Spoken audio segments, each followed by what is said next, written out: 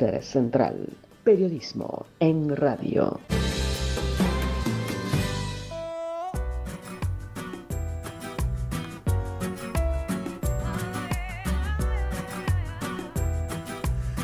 Cada vez que aparecen los números de la pobreza, se repite un mismo análisis y se fuman rápidamente sus repercusiones. Hay una sensación permanente, inmediata, de que esos números, en lugar de interpelarnos, parecen abrumarnos, ¿no? Parecen condicionar el análisis. Río Cuarto, como el país, tiene una pobreza estructural que lleva años, que se configura generación tras generación y que expresa la más brutal de las desigualdades. Aquí la expresión urbana de la ciudad nos revela rápidamente esto, ¿no?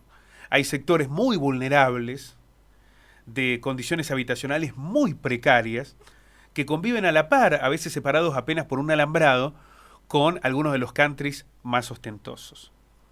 Es una descripción de la ciudad que construimos. Esa es la pobreza estructural. A eso se suman los aspectos coyunturales de un modelo económico que se desarrolla con la gente afuera, que se mide en términos numerológicos, financieros, donde parece que la libertad es la que se describe a través del mercado y con cada vez más excluidos. Por eso Río Cuarto tiene casi 100.000 personas en la pobreza. 100.000 personas en la pobreza. Y 26.437 que son indigentes. Es decir, que ni siquiera pueden lograr condiciones mínimas de acceso a bienes, fundamentalmente los alimentos. Quiero sumar a esta descripción, antes de ir al análisis que nos va a permitir sumar al entrevistado, un informe al que pudimos acceder del Consejo Económico y Social sobre la educación, las tasas de escolarización en Río Cuarto. De 9 a 11 años, el 99,6% de los chicos está escolarizados. Baja el 98% de 12 a 14, al 83% de 15 a 17 y al 39% apenas entre los 18 y los 23 años. Con algunos elementos que deberían preocuparnos y mucho, ¿no? Porque de 15 a 17 años cada vez mayor el número de chicos que dejan de ir a la escuela. Durante el 2023 hubo una disminución del 4,4%. Y parece que la cosa se profundizó fuertemente en el 2024. Ahora, estos números que, insisto, son muy complejos y muestran la gravedad del problema social y desigualdad que tiene Río Cuarto, siempre se puntualiza sobre la pobreza, sobre las carencias. Poco se habla sobre la otra dimensión de este análisis, que es la riqueza. Río Cuarto es una de las ciudades con mayor flujo financiero del país. Por eso tenemos tantas financieras y bancos. El centro relegó el lugar que antes tenían tiendas tradicionales, espacios comerciales típicos, para que cada vez haya más financieras, más bancos, más locales de transferencia de dinero.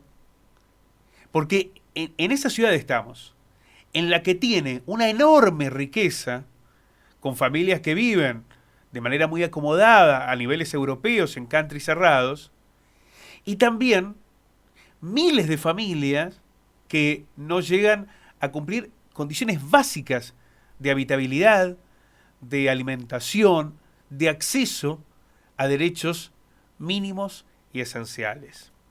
Vamos a sumar este análisis al padre Carlos Juncos. Padre, ¿cómo le va? Muy buenos días. Buen día, buen día.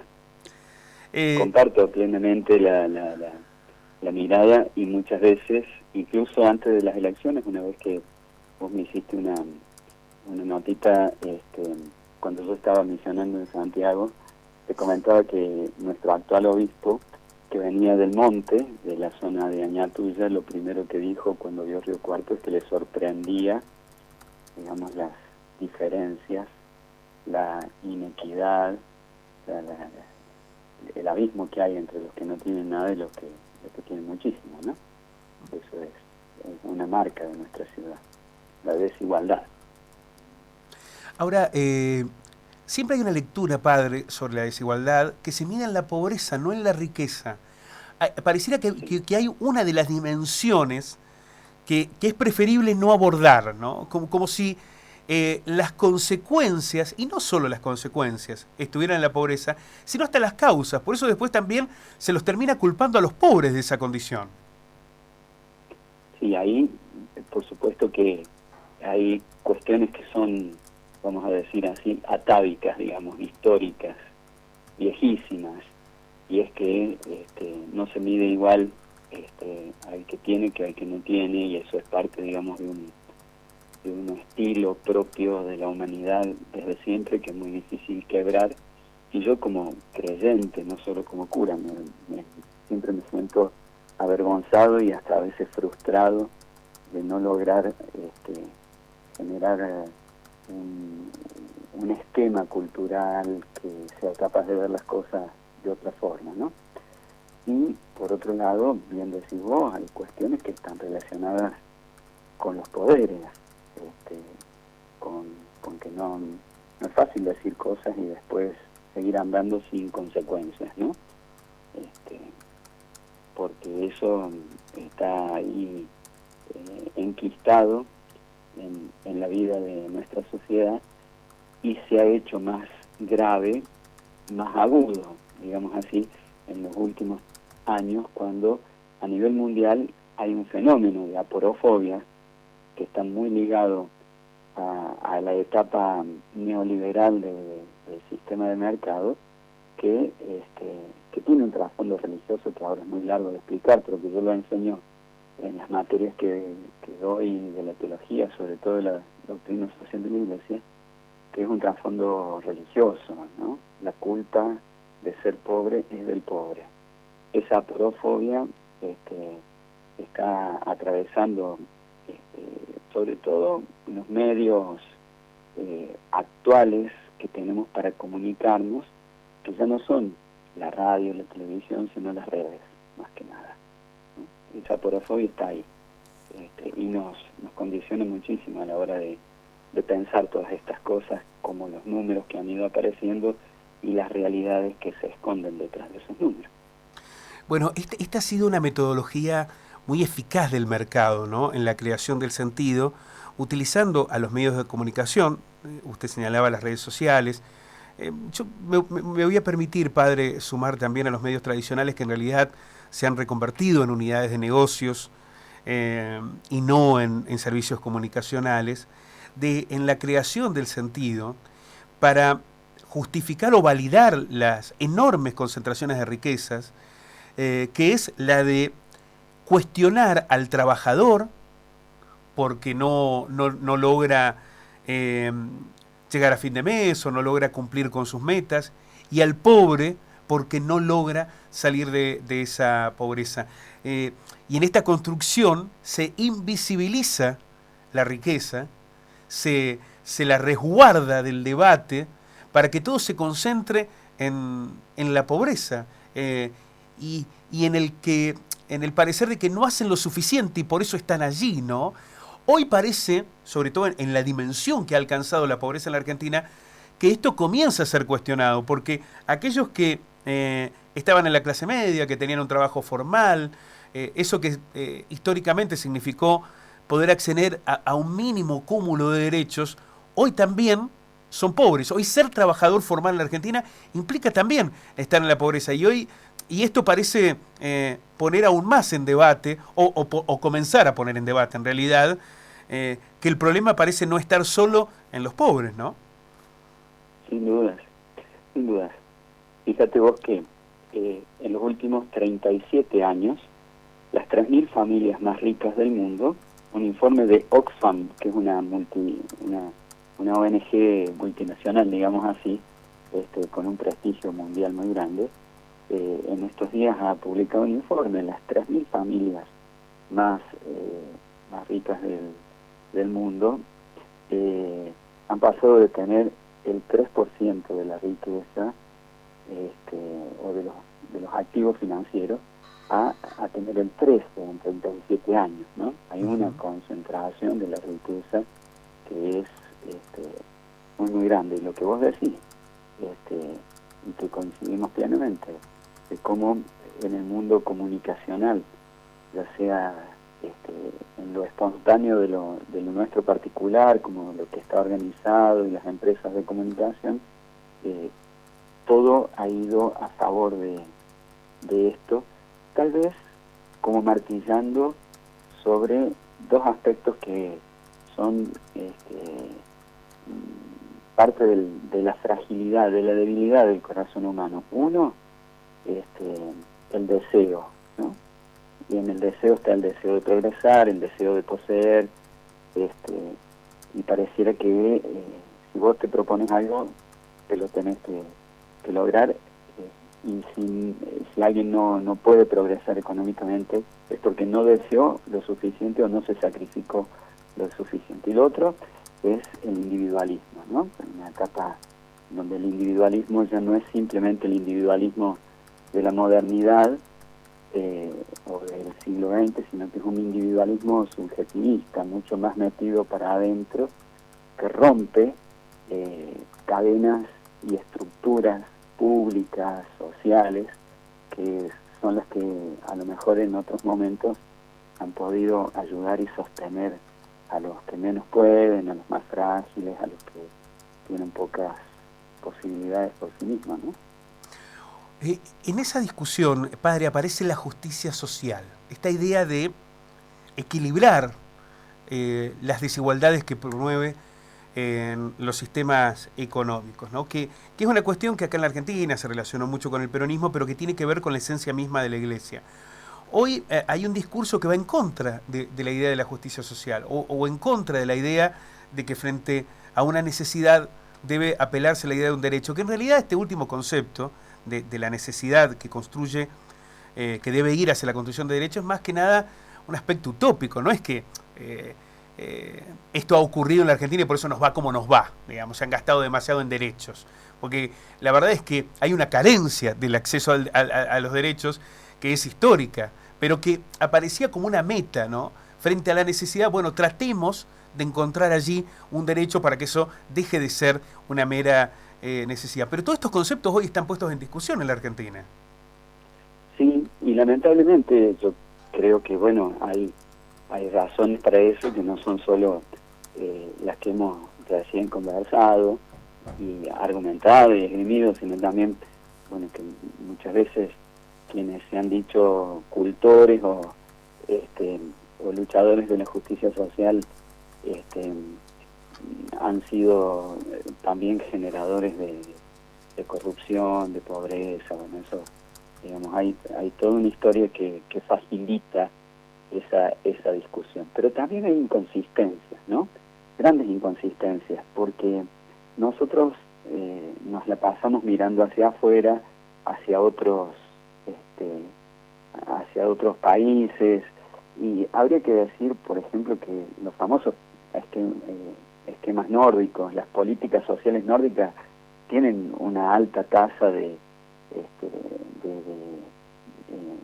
impuestos para garantizar esa justicia social, y entonces yo no sé cómo se vería esto que nosotros tantas veces anhelamos con nuestras actitudes concretas de todos los días, ¿viste? Ahí hay unas inconsistencias bastante notables que no avalan nuestro discurso y nuestra discusión. Poner en tela de juicio la noción de justicia social es en el fondo poner en tela la realidad de que el bien común es algo siempre superior y del que todos estamos llamados a participar, y que cuando a otro no le va bien, tampoco me va a ir bien a mí. Pero bueno, no es sencillo en un contexto donde otra de las cosas que suma muchísimo, o que resta, mejor dicho, son los discursos de odio, que está todo emparentado también. Efectivamente, padre.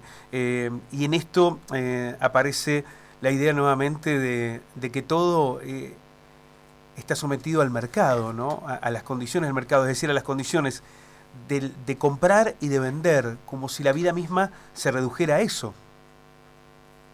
Justamente, viste, cuando hablábamos de los números de la pobreza, o si se quiere también, los números acerca de la desigualdad,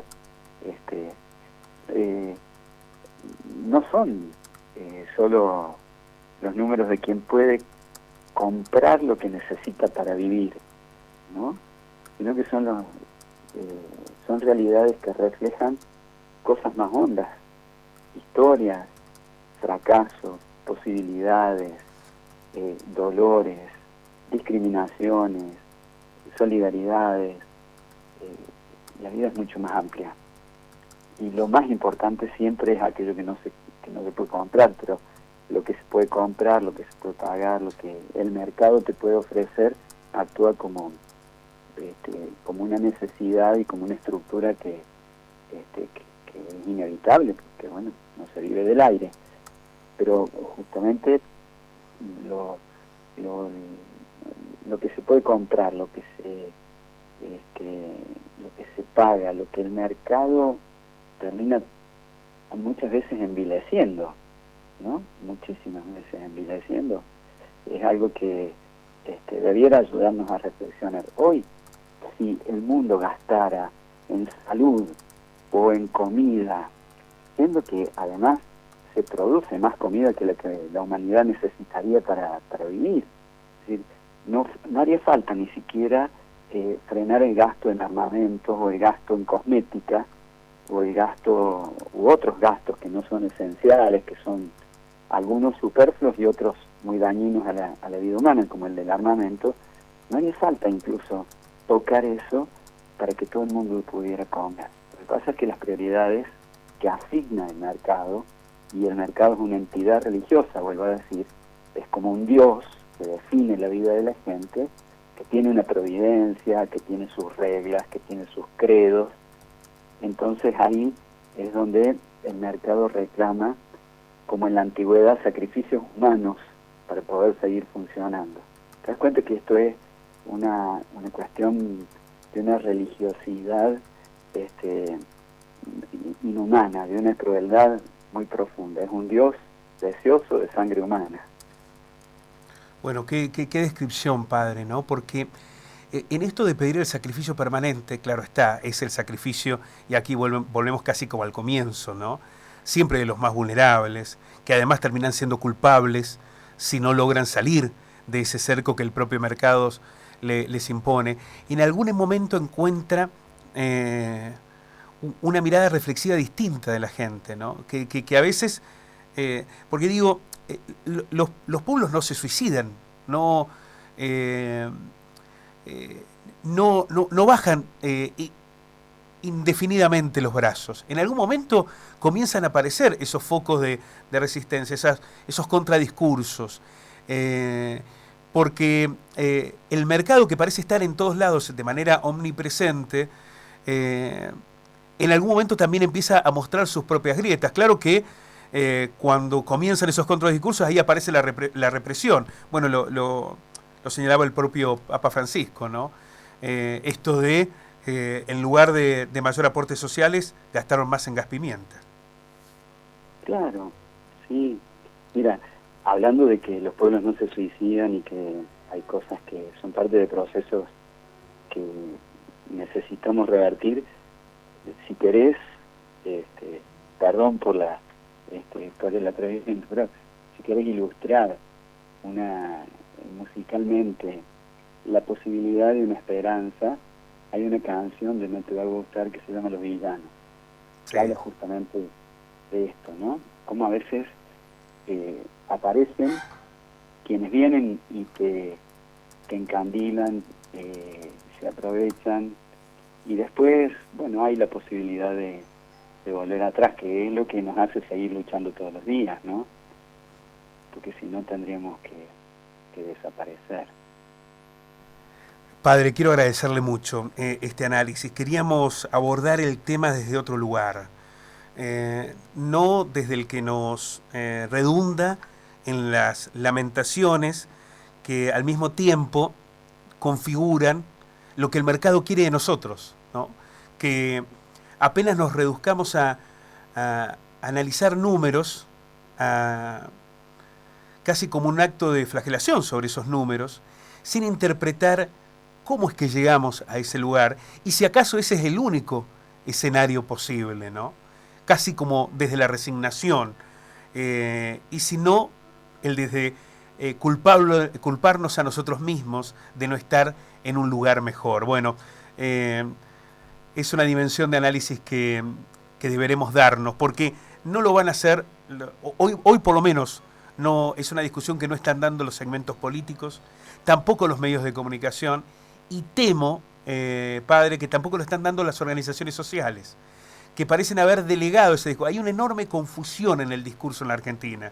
Bueno, es necesario que nos empecemos a apropiar desde otro lugar, desde esa creación de sentido. Padre, le mando un fuerte abrazo y como siempre, muchísimas gracias por ayudarnos a reflexionar.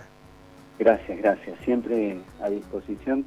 Mil disculpas de que el horario en que en un primer momento nos habíamos acordado no pudo ser, pero justo hubo alguien que me demandó una atención que no esperaba y bueno, agradezco que hayamos podido de todas formas después estar en contacto. Muchas gracias. Un abrazo inmenso, padre. El padre Carlos Juncos y el debate sobre los números de la pobreza, pero sobre todo de lo que no se dice, de las dimensiones de apropiación de la riqueza.